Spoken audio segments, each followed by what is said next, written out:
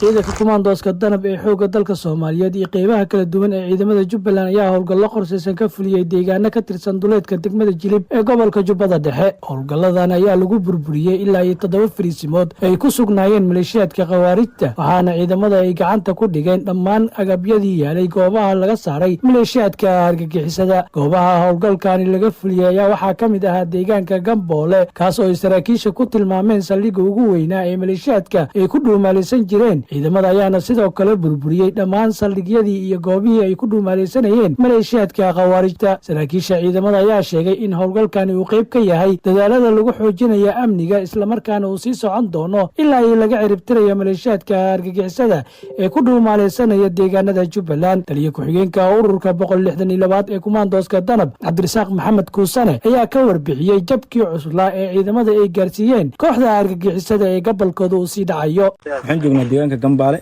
deegaankan in ka badan 15 sano nimanka khawaarijta ku noolaa godadkoodii iyo wax walba ay ka qoteen maanta waan joognaa, waan soo bandhignay godadkoodii waa kuwana waad arki kartaan meeshan waa meelaha laga gabanayay macnaha ciidamada kala duwan ay ka baqaan ay uga gabanayeen.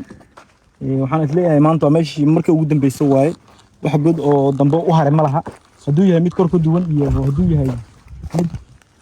hadduu yahay waa kon meelaha ay geeli ninka halkaas uu rabo inuu halkaan teendho ku xirnayo, halkaasna dadkan hadda uu rabo inuu ku cararo.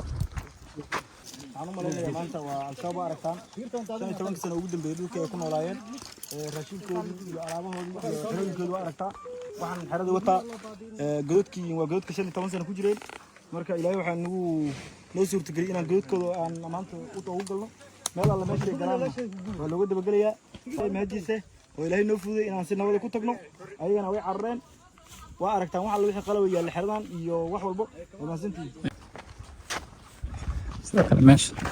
sidoo kale meeshan waa meelihii ay ku gabanayeen 15 sano ugu dambeysay.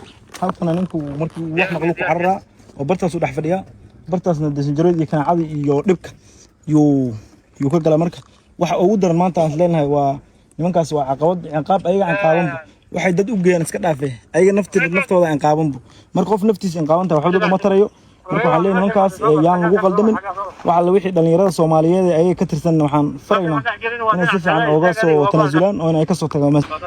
waxaa jira kuwa ay tashkiilinayaan ay leeyihiin nimanku way fiican yihiin.